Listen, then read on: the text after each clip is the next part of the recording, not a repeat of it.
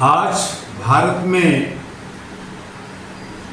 बहुसंख्यकों का धर्म हिंदू धर्म थोपने बनाने में सभी लोग लगे हुए हैं और हम सभी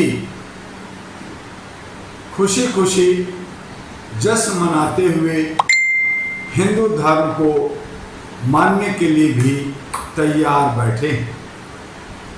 ऐसी सूरत में मेरा फर्ज बनता था कि आपको बताएं कि क्या हिंदू धर्म सभी हिंदुओं अर्थात ओबीसी, एससी, एसटी का धर्म है, या जिसे हम हिंदू धर्म कहते हैं वह कौन सा धर्म है, किसका धर्म। दुनिया में जो धर्म पाए जाते हैं अगर उसको देखें, उसको वर्गीकृत करें तो पाएंगे पहला कि धार्मिक कर्म कांडों का एक समुच्चय एक उदाहरण होते हैं। दूसरा, धर्म ग्रंथ से कौन सा धर्म ग्रंथ है उससे परिभाषित होते हैं। तीसरा, धर्म स्थलों से कि उनका पूजा का स्थल कहाँ है, कैसा है, उससे परिभाषित होते हैं। चौथा, धर्म स्थलों में पाए जाने वाले देवी देवता या डेटी जो उनके आराध्य हैं उनसे परिभाषित होते हैं। पांचवा, धर्म कर्मकांड संस्कार या रीति रिवाजों से स्थापित या प्रतिष्ठापित होते हैं। लोगों में ये धारणा होती है धर्म प्रार्थना पद्धति भजन कीर्तन इत्यादि से भी परिभाषित होते हैं या किए जाते हैं। आज अगर हम इन पांच ये जो सात जो हमने आपको पॉइंट दे रहे हैं उसको अलग अलग समझने की कोशिश करें तो हम पाएंगे कि धार्मिक धर्म कांडों का जो उदाहरण है समुच्चय है उसमें हिंदू धर्म में सभी धर्मकांड कर्मकांड ब्राह्मणों द्वारा किए जाते हैं एवं ऐसी भाषा में किए जाते हैं जो ब्राह्मणों के अलावा और किसी के समझ में नहीं आता। अर्थात यह कर्मकांड का समुच्चय ब्राह्मणों द्वारा प्रतिष्ठापित किया जाता है और उन्हीं के द्वारा प्रतिष्ठापित एवं संपादित किया जाता है। दूसरा, ब्राह्मण ही इन्हें परफॉर्म कर सकता है और कोई भी ओबीसी एससी एसटी आज तक ब्राह्मण के स्थान पर इन्हें नहीं ले कर पाया है और न ही भविष्य में कर पाएगा। तीसरा, किसी अब्राह्मण जो ब्राह्मण नहीं है उनको यह कर्मकांड कराने के लिए प्रस्तुत नहीं किया जा सकता है क्योंकि कर्मकांड हेतु भाषा श्लोक उनका अर्थ इत्यादि अब्राह्मण जो ब्राह्मण नहीं है वो नहीं पता। यदि यह विवेचना सही है तो इसका धर्म किसका ये धर्म हुआ या आपको जनता को निर्धारित करना होगा। नंबर 2, धर्म ग्रंथ से निर्धारित होते हैं। मुसलमानों के इस्लाम में कुरान है, हदीस को धर्म ग्रंथ माना गया है। इसी तरह ईसाइयों का धर्म ग्रंथ बाइबल है, लेकिन भारत बहुसंख्यकों के तथा कथित धर्म में कोई धर्म ग्रंथ नहीं है। उदाहरण के तौर पर अगर हम कहें तो वेद संख्या 4 भाषा संस्कृत, ब्राह्मण वेदों के साथ भाषा संस्कृत, अरण्य संख्या 4 भाषा संस्कृत, उपनिषद संख्या 108 जिसमें 10 महत्वपूर्ण भाषा संस्कृत, स्मृति संख्या 200 भाषा संस्कृत, पुराण संख्या 18 भाषा संस्कृत, महाभारत गीता संख्या 1 लेखक वेद व्यास भाषा संस्कृत, रामायण लेखक वाल्मीकि भाषा संस्कृत। रिलीजियस टेक्स्ट्स को देखें तो श्रुति, यदा, संहिता, ब्रह्मा, आरण्यका और उपनिषद, स्मृति, सूत्र, पुराण, रामायण, महाभारत और श्रीमद् भागवत गीता और मनुस्मृति। इन तमाम को अगर देखें तो सभी ग्रंथ सिर्फ और सिर्फ ब्राह्मणों ने लिखे। इनमें से एक ग्रंथ का नाम उन्होंने ब्राह्मण रखा। किसी ग्रंथ का नाम क्षत्रिय, वैश्य, शूद्र या अतंज तो नहीं लिखा, क्योंकि ये सिर्फ ब्राह्मणों के धर्म ग्रंथ थे और हैं। साथ ही साथ यह भी बिल्कुल स्पष्ट है कि यह सारे धर्म ग्रंथ जिन पर इस धर्म की आधारशिला टिकी है संस्कृत में लिखे गए हैं। संस्कृत को लिखने और संस्कृत को सुनने पर शूद्रों और अछूतों को मनाही थी। शास्त्रों में ब्राह्मणों ने इस तरह प्रतिबंधित किया कि यदि कोई ओबीसी, एससी, एसटी इन धर्म ग्रंथों को सुन ले तो उनके कान में शीशा पिघलाकर डाल दिया जाता था। यदि ओबीसी, एससी, एसटी का वही धर्म है जो ब्राह्मणों का धर्म है, तो इन्हें अर्थात ओबीसी, एससी, एसटी को धर्म ग्रंथ के पढ़ने सुनने पर इतना भयानक दंड क्यों दिया जाता था।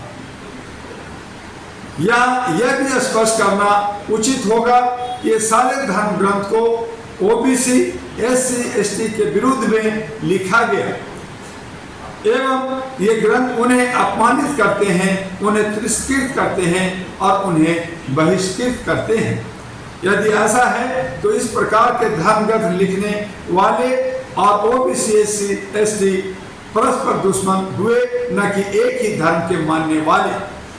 ओबीसी, एसटी और उनके दुश्मन या उनके वर्णों को अपमानित करने वाले उनके दुश्मन का धर्म एक हो सकता है। विचार करें, चिंतन करें।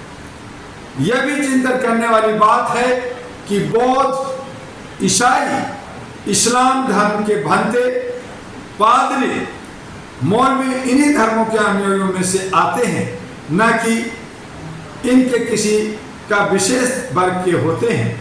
अन्य हिंदू से विशिष्ट है, भिन्न है, अलग हैं, सुपीरियर हैं, ऊंचे हैं तथा अन्य हिंदू नीचे हैं, कमजोर हैं, वो दबा है, मानसिक गुलाम है। इन बात को कहने का हमारा आशय यह है कि क्या ऐसा यदि बौद्ध, ईसाई या इस्लाम धर्म में किया गया होता तो क्या उस धर्म को तब भी बौद्ध, ईसाई या इस्लाम कहा जाता?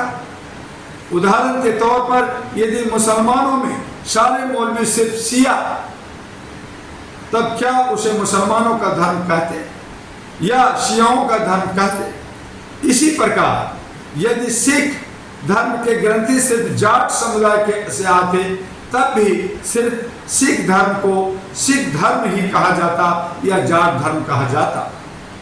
भाषा के एक और नजरिए से देखा जाए तो ईसाई लोगों में धर्म ग्रंथ की भाषा और ईसाइयों की भाषा असमान नहीं थी या कम से कम उसे सीखने और बोलने पर पाबंदी नहीं थी।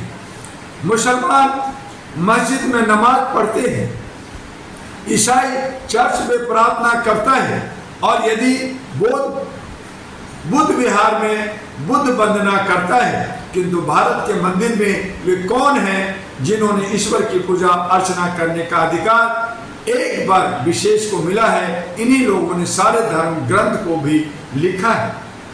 कहना न होगा कि पूजा अर्चना से प्राप्त चढ़ावा, दान, दक्षिणा, धन, संपदा सबका सब पर एक ही वर्ग विशेष का अधिकार रहता है। ईसाइयों ने चर्चों के साथ आधुनिक शिक्षा केंद्र में प्राइमरी स्कूल से लेकर सेंट स्टीफन जैसा विश्वविद्यालय भी खोला। मुसलमानों ने मस्जिदों के साथ मदरसों में शिक्षा की व्यवस्था की, फिर चाहे वे धर्म की ही शिक्षा देते हो, किंतु साक्षरता तो बढ़ाते हैं। भारत के कायस्थ जाति के लोगों ने मदरसों में प्रवेश पाकर अपना जीवन स्तर बढ़ाया, और आज जो कायस्थ की स्थिति है, खासकर उत्तर भारत में, वह वर्ग मुसलमानों की तरफ से ही दी हुई भेंट या तोहफा है। किंतु मंदिरों से सिर्फ ब्राह्मणों को संस्कृत की शिक्षा दी जाती है। ब्राह्मणों ने मंदिर से जुड़े ऐसे संस्थान नहीं खोले जहां शिक्षा संबंधी कार्य किया जाता है। ब्राह्मण स्वयं के अलावा पूरे समाज को अशिक्षित रखना चाहता है। आज अगर हम देखें तो तीसरे पॉइंट में धर्म स्थलों से प्रभावित से जो धर्म होता है, वहां मुसलमानों की मस्जिद में नमाज प्रार्थना की प्रतीक होती है। मक्का की तरफ सिर रखते हुए नमाज पढ़ने का चलन है। ईसाइयों के चर्च में ईसा मसीह या मरियम का चित्र या मूर्ति स्थापित होती है। इसी प्रकार बौद्ध विहारों में बुद्ध की मूर्ति स्थापित होती है। जिस धर्म को ओबीसी, एससी, एसटी अपना धर्म समझते हैं, क्या उसके मंदिरों में विराजमान देवी देवता शूद्र या अछूत वर्ग से आते हैं? क्या ये देवी देवता उनके पुरखों के साथ भेदभाव या अन्याय नहीं करते आए हैं? क्या इस धर्म के देवी देवता उनके पुरखों की हत्या नहीं करते आए हैं? तो ऐसे में इसे ओबीसी, एससी, एसटी का धर्म कैसे मान लिया जाए? तो क्या यह धर्म ओबीसी, एससी, एसटी के दुश्मन का धर्म नहीं है? अगर चौथे पॉइंट को हम देखें तो धर्म स्थलों में पाए जाने वाले देवी देवता ये डेटी से परिभाषित होते हैं। यदि इन धर्मों के देवी देवताओं की प्रवृत्ति का अध्ययन हम करें तो अत्यधिक चौंकाने वाले तथ्य हमारे सामने आते हैं। ब्राह्मण धर्म के देवी देवता और उनके वर्ण ब्रह्मा ब्राह्मण, विष्णु क्षत्रिय, महेश शिव पता नहीं, राम क्षत्रिय, कृष्ण क्षत्रिय, सरस्वती ब्राह्मण, सीता क्षत्रिय, हनुमान मंकी गॉड। अब ओबीसी, एससी, एसटी स्वयं निर्धारित करें कि जिस धर्म को वे अपना मानते हैं वह किसका धर्म है, उनका या उनके दुश्मन का। इसी प्रकार इसी संकल्प से ब्राह्मणों के अवसाद के 10 अवतार निम्नलिखित है, जिसमें पहला मत्स्य अवतार, कूर्म अवतार, वराह अवतार, नरसिंह अवतार, वामन अवतार, परशुराम अवतार, राम अवतार, कृष्ण अवतार और कल्कि अवतार। इनमें कल्कि अवतार अभी आना बाकी है। ऐसे सूरत में बुद्ध को ब्राह्मण ग्रंथों में से रामायण, गीता, महाभारत, उपनिषद इत्यादि में गालियां दी गई है। अतः ब्राह्मणों ने बुद्ध को अपमान कर त्याग दिया है या अस्वीकार कर दिया है। अब जो अवतार शेष है उनमें राम अवतार, नरसिंह अवतार और कृष्ण अवतार, इन अवतारों पर गहराई से आकलन किया जाए तो यह ज्ञात होता है कि यह नरसिंह अवतार भारत के मूल निवासियों राजा हिरण्यकश्यप की हत्या करता है। इसी प्रकार वामन अवतार भारत के मूल निवासी राजा बलि से छल कपट करके राज हड़प लेता है। परशुराम अपने क्षत्रिय भाइयों की 21वीं बार निर्मम हत्या करता है। राम ब्राह्मण के कहने पर शूद्र शंभु की हत्या करता है। कृष्ण का चरित्र हनन ब्राह्मणों ने ही किया है और कृष्ण को स्त्रियों महिलाओं के प्रति कामुक रूप में दिखाया गया है। साथ ही साथ कृष्ण वर्णाश्रम धर्म की बात करते हैं और कहते हैं कि वर उन्होंने ही बनाए हैं और जब वर्णाश्रम धर्म की हानि होगी वे अवतार लेते रहेंगे। यदि सभी को वर्णाश्रम धर्म का पालन करना ही धर्म है तो इस धर्म का नाम वर्णाश्रम धर्म ही होना चाहिए, न कि हिंदू धर्म। इसका अर्थ है कि यह धर्म इन अवतारों के वर्णन की विवेचना करती है और इसमें ब्राह्मणवाद का घिनौना चेहरा सामने आता है। इनमें से कोई भी अवतार अनुकरणीय नहीं है और यह अवतार सिर्फ और सिर्फ ब्राह्मणवाद का समर्थन करते हैं। वास्तव में ब्राह्मणवाद का समर्थन करने में ये अवतार छल कपट षड्यंत्र एवं हत्या करने तक को आतुर होते हैं। अब ओबीसी एससी एसटी स्वयं निर्धारित करें कि उनका धर्म क्या है, और ये सिर्फ ब्राह्मणों का धर्म है। धर्म पांचवें में धार्मिक पुस्तकों के लेखकों के धर्म से प्रभावित होते हैं। धार्मिक ग्रंथों के लेखकों के तौर पर हम कह सकते हैं कि बाइबल ईसाइयों ने लिखी है, इसी प्रकार कुरान हदीस मुसलमानों ने लिखी तथा त्रिपिटक बौद्ध ने लिखी, किंतु क्या हिंदुओं के कोई भी ग्रंथ ओबीसी एससी एसटी ने लिखी? स्पष्ट है ये सारे ग्रंथ ब्राह्मणों ने लिखे हैं, अतः यह उन्हीं का धर्म हो सकता है। कुरान एवं हदीस मुसलमान ने लिखा, इसी प्रकार बाइबल ईसाइयों ने लिखी, किंतु हिंदू धर्म के सभी धर्म ग्रंथ के लेखक ब्राह्मण हैं, अतः यह ब्राह्मणों का धर्म है। छठा, धर्म कर्मकांड संस्कार या रीति रिवाज स्थापित करने वाले लोगों से परिभाषित होते हैं। मुसलमानों में निकाह मौलवी द्वारा पढ़ा जाता है, इसी तरह ईसाइयों में शादी पादरी द्वारा संपन्न की जाती है, किंतु क्या किन्हीं हिंदुओं में विवाह, गृह प्रवेश, पूजा पाठ या मृत्यु उपरांत संस्कार में क्या कोई भी ओबीसी एससी एसटी अथवा क्षत्रिय वैश्य भी इन कार्यों को निष्पादित कर सकता है? इन कार्यों को निष्पादित करने के लिए सिर्फ और सिर्फ वह व्यक्ति सामने आता है जो ब्राह्मण होता है। सातवें पॉइंट में अगर आप देखें तो धर्म प्रार्थना पद्धति भजन कीर्तन इत्यादि से परिभाषित होते हैं या किए जाते हैं। मुसलमानों की अजान मौलवी पढ़ता है और मौलवी या हाजी कोई भी व्यक्ति बन सकता है। इसी प्रकार ईसाई में चर्च में प्रार्थना पादरी या चर्च का फादर संपादित करता है, किंतु मंदिर में भजन कीर्तन प्रार्थना एवं पूजा निष्पादन करने वाला केवल ब्राह्मण ही होता है। आज तक उसने अपना यह अधिकार डाइल्यूट नहीं होने दिया, क्योंकि सारे मंदिर ब्राह्मणों के कब्जे में है। इसलिए पुजारी से महंत तक और महंत से मठाधीश तक, मठाधीश से महामंडेश्वर तक और महामंडेश्वर से शंकराचार्य तक सभी के सभी ब्राह्मण वर्ग से आते हैं। इक्का दुक्का अपवादों को छोड़कर एक ऐसे ही मामले में हाल में तमिलनाडु सरकार ने यह आदेश जारी किया जिससे कि ओबीसी एससी एसटी भी मंदिर में पुजारी बन सकते हैं। ब्राह्मणों ने इसका विरोध किया। विरोध तो समझ में आता है, किंतु इससे क्रोधित होकर महेश नाम के ब्राह्मण ने यह मांग कर दी कि ब्राह्मणों के लिए अलग देश बनाया जाए।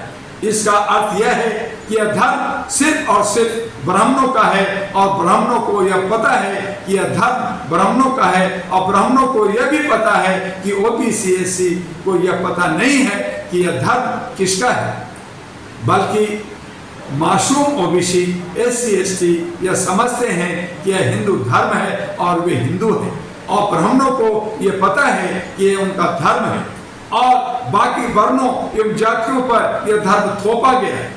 इसलिए यह धर्म हिंदुओं का धर्म नहीं हो सकता, अर्थात ओबीसी एससी एसटी का धर्म नहीं हो सकता।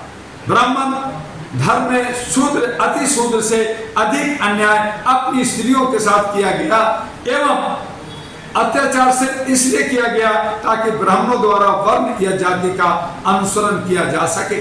क्या यह धर्म स्त्रियों का धर्म है? स्त्री आज समाज में सबसे अहम भूमिका निभा रही है।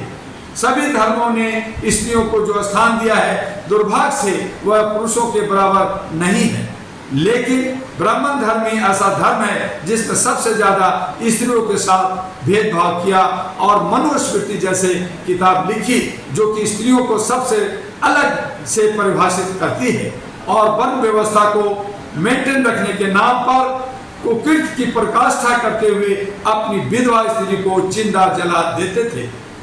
कहना ना होगा कि यह धर्म मानवता को कलंकित करने वाला धर्म है। यदि राजा राम मोहन राय और विलियम बेंटिक संयुक्त प्रयास नहीं करते तो आज भी स्त्रियों की दशा जो पहले से ही बहुत खराब है और ज्यादा खराब होती। उपरोक्त से बातों से यह स्पष्ट होता है कि यह धर्म महिलाओं का तनिक भी नहीं हो सकता, और इसलिए ब्राह्मणों द्वारा धर्म के निमित्त समाज में स्त्रियों की स्थिति अब भी दयनीय बनी हुई है। ब्राह्मण धर्म के सारे त्यौहार ब्राह्मणों क्षत्रियों द्वारा छल कपट से की गई हत्याओं, राक्षस अशूर सूर कालांतर में किए गए क्षुद्र अक्षुद्र कहा गया का जश्न है। इसलिए ये त्यौहार क्षुद्र अति क्षुद्र की अपमान करते हैं। क्या यह धर्म क्षत्रियों का धर्म है? क्षत्रिय पुरुषों को समानता ब्राह्मण ग्रंथों में नपुंसक बताया गया है तथा उनकी संतानों को किसी ऋषि के आशीर्वाद से उत्पन्न अथवा नियोग से उत्पन्न बताया गया है। परशुराम जैसे क्रूर अवतार को ब्राह्मणों ने क्षत्रियों को डराने के लिए इस्तेमाल किया, इसलिए यह धर्म क्षत्रियों का धर्म नहीं हो सकता है। समायोजन अगर ऑप्शन को देखें तो इस धर्म के संबंध में एक प्रचलित मान्यता यह भी है कि इस धर्म में समय समय पर विभिन्न देवताओं भगवानों को विभिन्न जातियों वर्णों में वितरित करके उनको अपट अथवा साथ लिया या लेने का प्रयास किया। कृष्ण यादव लव कुश कुशवाहा आदि, हनुमान दलित, वाल्मीकि भंगी, विश्वकर्मा बढ़ई, लोहा इत्यादि, किंतु इन तत्वों का कोई शास्त्रीय आधार या पौराणिक आधार नहीं है। फिर भी ये जातियां अर्थात यादव, मौर्य, दलित, भंगी आदि इनके झांसे में आ गए हैं। किंतु क्या इनमें से किसी देवता मंदिर को भगवान ब्राह्मणों ने उन जाति या उन समूह अथवा वर्ण के हवाले किया है जिन्हें इस प्रकार के प्रपंच से ब्राह्मणों ने बड़ी दूरता से अपने हिंदू सनातनी फोल्ड में लिया? इससे एक बार फिर से यह सिद्ध होता है कि वास्तव में यह धर्म ब्राह्मणों का धर्म है एवं ब्राह्मणों ने उपरोक्त को अपने फोल्ड में मिलाने के लिए मैनिपुलेशन किया है। अब जब हम कहते हैं कि हिंदू ही ऐसी मान्यता है, हिंदू ऐसा सोचते हैं, हिंदू ऐसा विश्वास करते हैं, हिंदू ऐसा कहते हैं, तो ये कौन से हिंदू हैं जो ऐसा कहते हैं, मानते हैं, विश्वास करते हैं इत्यादि? क्या वे पुरुष हैं या स्त्री हैं? वे किस वर्ण जाति के हैं? उन्हें कैसे पता चला कि हिंदू ऐसा सोचते, मानते, कहते, विश्वास करते हैं? या उन्होंने ऐसा कहीं पढ़ा है या किसी अन्य ने उन्हें बताया है? यदि किसी अन्य ने उन्हें बताया है तो वह स्त्री है या पुरुष है, ब्राह्मण है या क्षुद्र? यदि उन्होंने यह कहीं पढ़ा, किसी ग्रंथ में पढ़ा है, तो उस ग्रंथ को किसने लिखा है? स्त्री ने, पुरुष ने, ब्राह्मण ने या अब्राह्मण जो ब्राह्मण नहीं है? हो सकता है कि इस्लाम में असहिष्णुता हो और इस्लाम ना फॉलो करने वाले लोगों के प्रति असहिष्णुता दुर्भाग्यता रखता हो, पर क्या कोई धर्म अपना ही धर्म फॉलो करने वाले लोगों को अछूत बनाता है? क्या कोई धर्म अपना ही धर्म फॉलो करने वाले स्त्रियों को अपवित्र समझता है? क्या कोई धर्म अपना ही फॉलो करने वाले लोगों को क्षुद्र अधिकार से वंचित नीच घोषित करता है? इस धर्म की मान्यताओं के अनुसार 84 लाख योनियों में जन्म लेने के पश्चात ही कोई ब्राह्मण के रूप में जन्म लेता है। कोई जब तक ब्राह्मण के रूप में जन्म नहीं लेता है तब तक उसे मोक्ष प्राप्त नहीं होता, चाहे वो परमात्मा का सच्चा ज्ञान ही क्यों न प्राप्त कर ले। इसलिए किसी अन्य जाति को इस नियमों का उल्लंघन नहीं करना चाहिए, अन्यथा वह 84 लाख योनियों के दुष्कर्म में दोबारा फंसेगा। अतः यह गैर ब्राह्मणों का धर्म कैसे हो सकता है? इस तरह यह सिद्ध हो जाता है कि हिंदू धर्म ब्राह्मणों का धर्म है, यह तमाम लोगों का धर्म नहीं है। इस पे सोचना और विचारना होगा और इसके लिए डॉक्टर दुआ के शास्त्र करना होगा।